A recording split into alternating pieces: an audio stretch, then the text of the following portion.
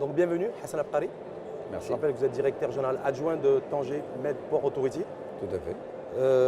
8e édition du Logismed. Quoi de neuf au niveau de Tanger Med?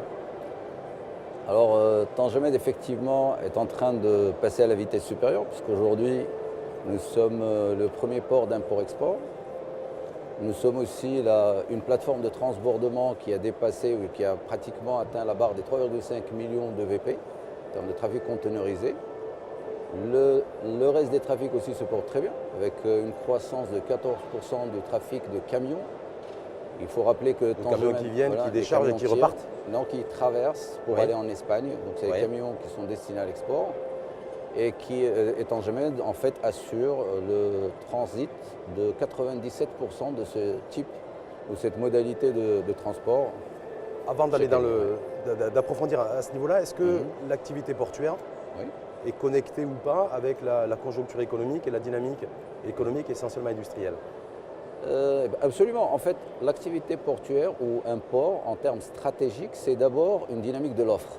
Donc il faut mettre sur le marché des terminaux, terminaux de la capacité de traitement avant de pouvoir convaincre des opérateurs de shifter leur mode logistique pour passer par votre port ou pour convaincre des opérateurs de venir s'installer dans les... C'est-à-dire je maîtrise mon coût de production et ensuite j'y associe, j'y adosse mon coût logistique. C'est bien ça. Tout à fait. Et le coût logistique va être prépondérant. Aujourd'hui, Tanger Med est classé parmi d'autres plateformes dans le monde par les opérateurs logistiques qui vont choisir de venir s'établir au Maroc. Et donc la composante logistique va compter pour pratiquement 50% de la décision finale de pouvoir investir, produire ou utiliser le Maroc comme plateforme de coût logistique aujourd'hui, il est compétitif par rapport à ce qu'il y a dans le monde, par rapport à notre concurrent, votre concurrent en tout cas espagnol? Alors absolument, puisqu'aujourd'hui le nombre d'investissements qui sont réalisés est en croissance dans le périmètre immédiat du port Tanger Med.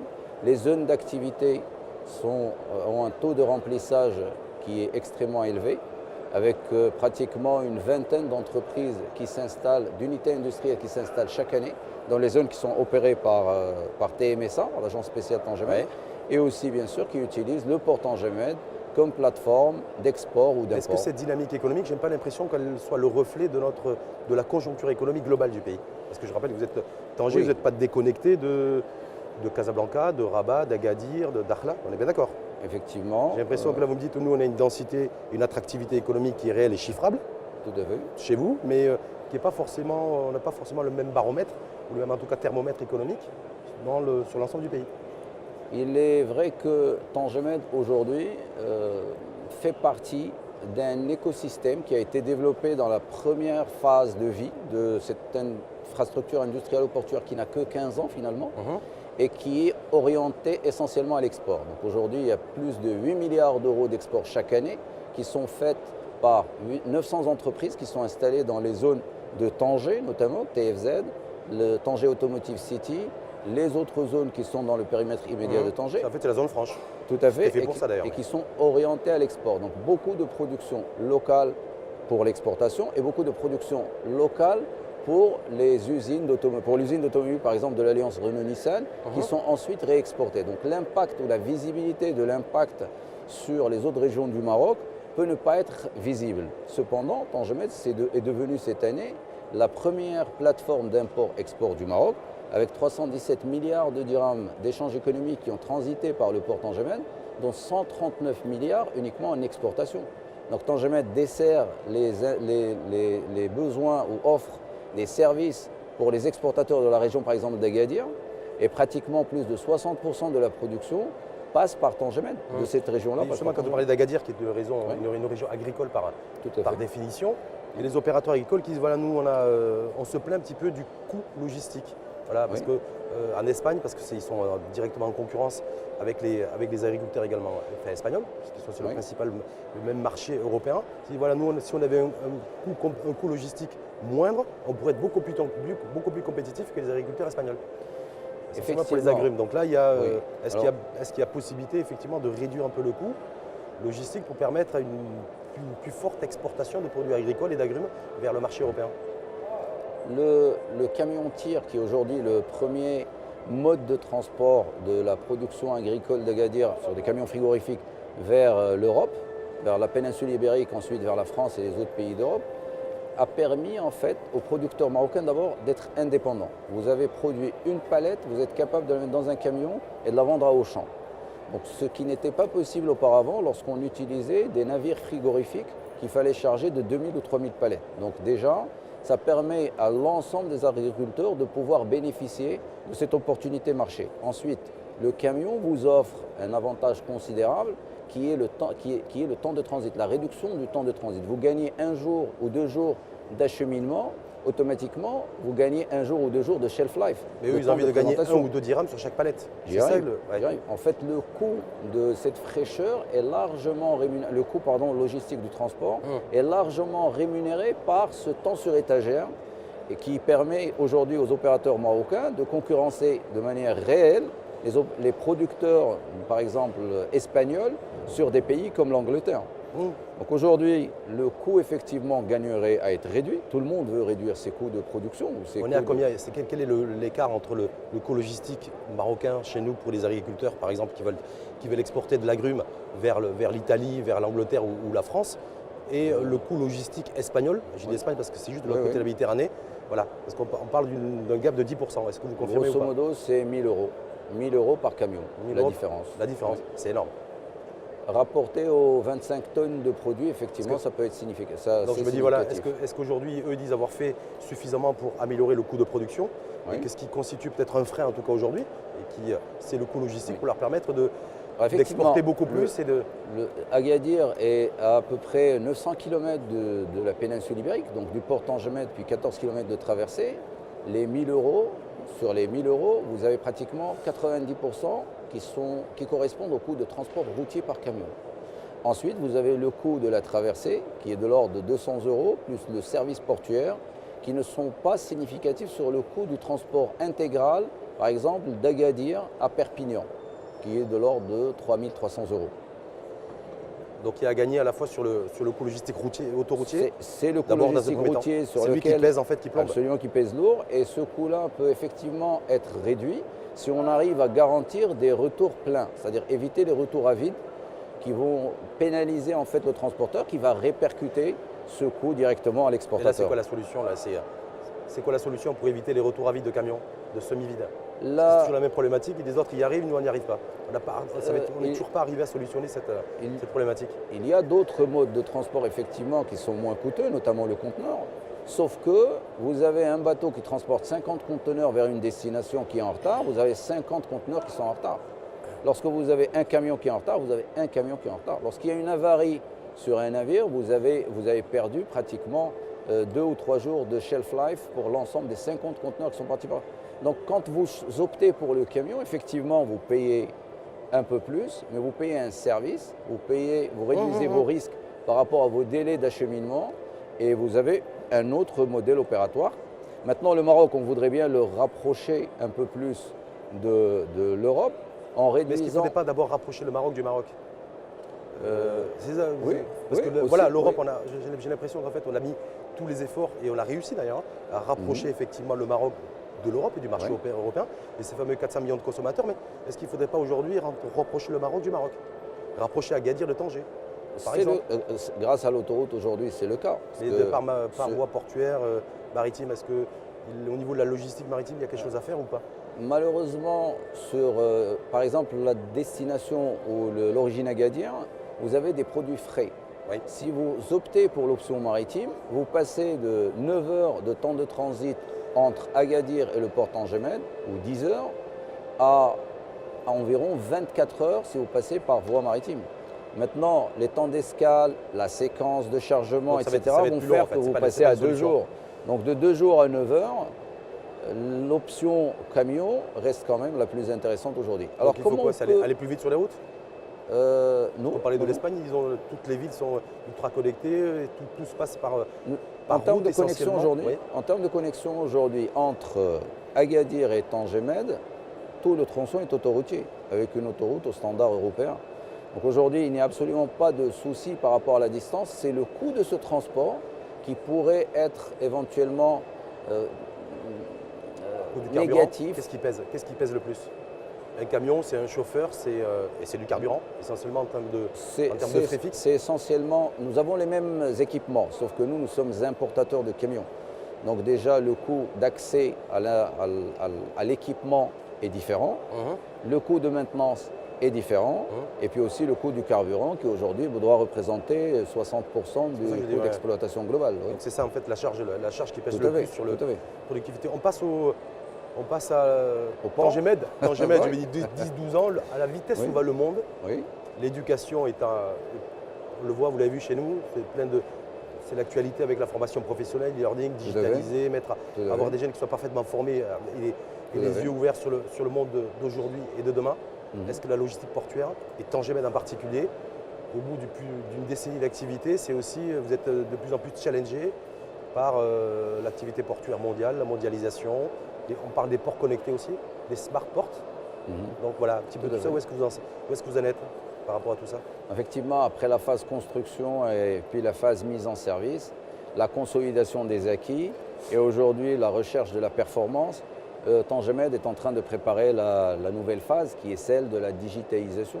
Donc Tangemed est un port qui est déjà digitalisé sur beaucoup d'aspects, notamment tout ce qui est service de traçabilité offert aux clients, tout ce qui est service de gestion des accès, le gate in, gate out, la possibilité aussi de réaliser des commandes de certaines prestations au service, de les payer à distance. Avec le Tangemed dispose d'un portail aujourd'hui de paiement électronique multicanal, c'est-à-dire le fait d'éviter les déplacements inutiles, le fait aussi d'avoir de la prévisibilité, d'avoir de la prédictibilité et d'avoir de la transparence au niveau du passage portuaire, first in, first out, permet aux clients de s'engager aux chargeurs de s'engager vis-à-vis de leurs clients à l'international. Sur tout ce qui est transparence, traçabilité, pour suivre son conteneur en temps réel. Absolument. Ça ne peut se faire que si on a une base de données, comme je l'ai dit tout à l'heure, ce n'est plus une base de données, c'est une data lake qui va permettre en fait de traquer tous les dysfonctionnements, de définir les rôles des acteurs et de mettre en place soit des procédures opérationnelles,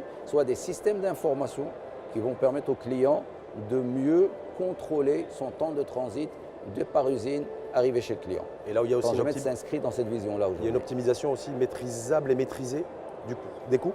Absolument. Est-ce que les marchandises, est-ce que les containers passent plus vite? Est-ce qu'avec la digitalisation, il y aura un gain de temps aussi qui sera réel? La digitalisation aujourd'hui permet de dématérialiser le flux papier et permet d'échanger en temps réel l'ensemble des informations avec tous les acteurs. Le passage portuaire est compliqué dans la mesure où est complexe plutôt que compliqué, parce que dans la mesure où il y a plusieurs acteurs impliqués. La douane, les autorités phytosanitaires pour le contrôle, les autorités aussi de contrôle du ministère de l'Industrie et du Commerce, le ministère de la Santé. En fonction de la nature de la marchandise, on va faire des allers-retours pour avoir des validations. Et à ce moment-là, le système d'information va permettre de réduire les temps de passage pratiquement de 90%. Le camion, quand il arrive, si l'ensemble des documents sont déjà sur le système, eh bien pour l'export, il va passer moins d'1h20 aujourd'hui à Tangemed. Avec une sécurité aussi au niveau des données personnelles. Absolument. Les données en tout cas qui sont livrées, parce qu'on dit qu'aujourd'hui, il y a des aéroports dans le monde qui sont menacés plus ou moins de braquage bancaire de données. Est-ce que les ports et le port Tangemed aussi, en termes, parce qu'il y a l'attractivité économique et la dimension écologique, on va l'aborder d'ailleurs aussi, environnementale, mais la dimension sécuritaire aussi, sécurité du port aussi. Vous savez qu'il y a une réglementation aujourd'hui au Maroc qui est très stricte en termes de contrôle des données propriétaires sur la manière de les stocker à l'intérieur du territoire national et puis aussi la manière de les utiliser. Alors Tangemed a une filiale, TMSA a créé une filiale de service qui s'appelle CIRES Technologies, qui aujourd'hui preste pour le ministère des Finances, le ministère de la Justice et l'OCP. Donc non seulement elle preste pour la maison mère qui est TMSA, mais aussi a permis de convaincre des sites sensibles en termes de contenu de données. C'est une vraie menace, hein. On dit que c'est une véritable menace de... Bon, menace, je n'irai pas jusque-là. Aujourd'hui, l'ensemble des données que nous avons sont des données commerciales qui ont bien sûr une importance et leur intégrité est extrêmement importante pour maintenir l'esprit de concurrence et l'esprit marché. Et puis aussi, ce sont des données propriétaires de tiers qui nous les communiquent pour les besoins du passage. Donc à ce titre-là, elle mérite tout l'effort nécessaire pour l'intégrité. Il y a un port comme celui d'Urban en Afrique du Sud qui ont déployé des drones, des capteurs spécifiques pour ça. Donc je me dis, est-ce qu'au niveau de Tangemed, il y a tout un déploiement aussi d'un arsenal sécuritaire pour pouvoir garantir aussi la sécurité des données? et la fiabilité? Aujourd'hui, l'espace portuaire est entièrement couvert par exemple d'un réseau de caméras CCTV. Le contrôle d'accès est fait par des solutions qui sont les mêmes qui sont utilisées dans les plus grands ports au monde. Aujourd'hui, le port Tangemède effectivement dispose d'une panoplie de systèmes, aussi bien physiques que software, qui permettent de contrôler aussi bien l'accès des personnes, des marchandises que des données et d'assurer l'intégrité de tous ces processus. Quand vous étiez aussi sur la digitalisation, Oui. tout le monde parle des GAFA. Oui. Je pense qu'au niveau du port Tangemède, vous en parlez aussi. Absolument, Amazon qui se propose à faire des livraisons à domicile via les drones. tout à fait. Comment ça se passe? Comment vous regardez ça? Est-ce que c'est aussi une menace? Est-ce que c'est s'adapter à une nouvelle réalité? Alors effectivement, ce sont des opérateurs qui sont beaucoup plus sur des métiers, des composantes logistiques dans leur business model qui sont extrêmement importants. Donc on a commencé par voir la réduction de la taille des colis qui sont expédiés de plus en plus, puisque nous sommes dans des choses qui sont fabriquées à la demande et selon les spécifications du client. Nous sommes sur du sur-mesure. Nous ne sommes plus sur des grandes séries et donc tous nos modèles sont challengés. Les modèles de transbordement habituels ou les modèles de massification du transport pour aller sur des hubs, pour l'éclatement sur des marchés spécifiques commencent à changer. Donc comment ces GAFA les GAFA, on dit les GAFA, mais ces opérateurs… Si on parle d'Amazon en particulier. D'Amazon, voilà, en particulier. Sur tout ce qui est entreposage et livraison. Ouais. Alors eux, ils vont partir sur de la prévision de consommation d'une population dans un site urbain par rapport à ses habitudes d'achat. Donc on va mesurer les clics, ils vont regarder comment ces gens vont consommer. Parce qu'ils ont déjà toute la data sur la consommation et sur le comportement des consommateurs. Et ils savent que vous allez acheter ce livre si on vous le propose 5 fois ou 7 fois ou 10 fois via votre smartphone ou sur vos mails ou sur vos sites de recherche. Et on va traquer, en fait, ils vont réussir à traquer les comportements d'achat des personnes et pour répondre dans un délai extrêmement court, voire même de 2 heures pour la livraison, ils vont stocker ces marchandises à côté de chez vous. Et donc la capacité du port à s'adapter à ce type de modèle, c'est d'abord d'avoir MedHub, qui est une zone franche logistique attenante au port, qui partage le même périmètre ZDF avec le port, qui va leur permettre de stocker pour le besoin de la sous-région, l'Espagne, le Portugal, la France, l'Afrique de l'Ouest, etc. Et à partir de là, acheminer le produit avec des temps de transit les plus courts possibles pour pouvoir toucher le client et le satisfaire dans les délais les plus courts. Ensuite, effectivement, le last mile ou le dernier kilomètre va être assuré par drone.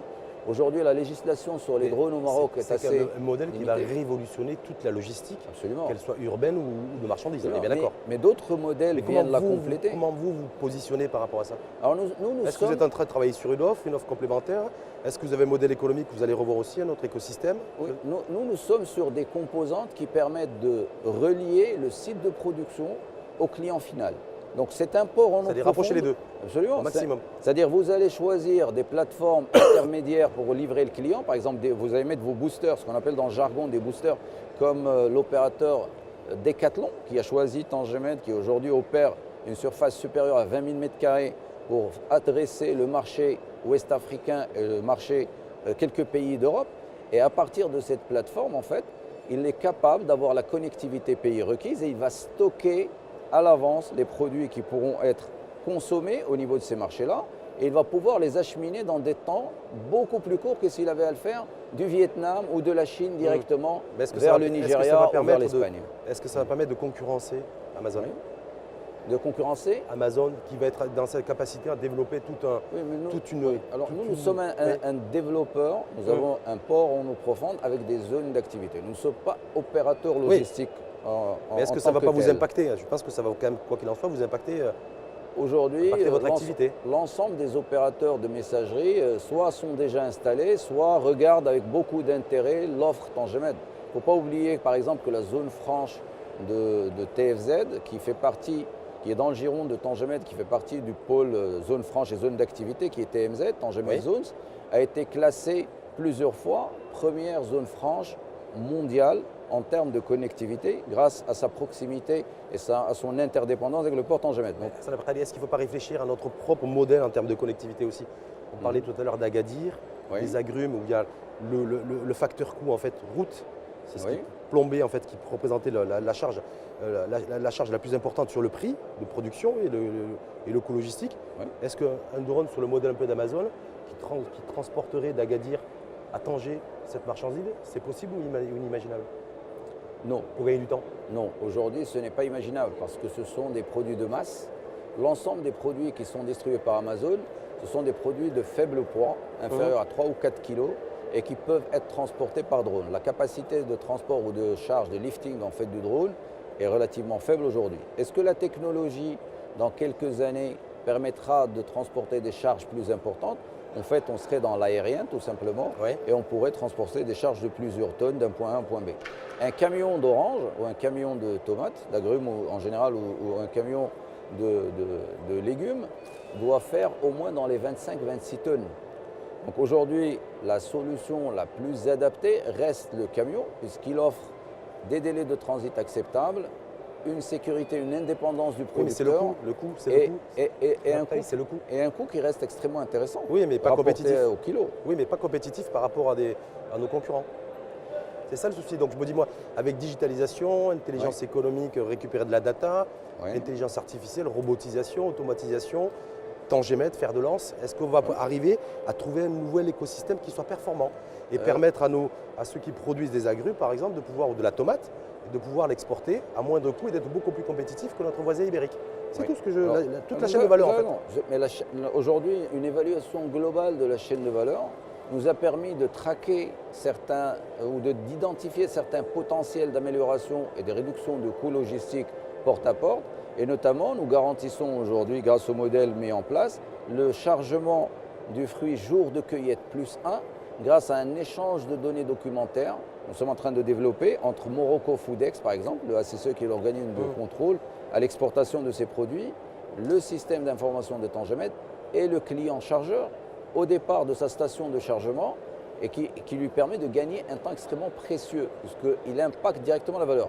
Si vous réduisez le coût de transport de 50%, mais que vous perdez sur le prix de vente le double, ça sert à rien. Ça ne vous rapporte rien. Donc en fait, il y a des coûts qui sont incompressibles, qui sont liés au coût du carburant, qui est une commodity, comme vous le savez, qui est négociée sur des marchés internationaux et sur lesquels l'État peut faiblement intervenir aujourd'hui. Ensuite, vous avez... Sauf de subventionner, de revenir à la subvention et de prendre en charge ce qui va plomber les finances de l'État. Ce qui va absolument plomber l'État en général, non seulement ses finances, et qui va quelque part aussi plomber la compétitivité de nos entreprises.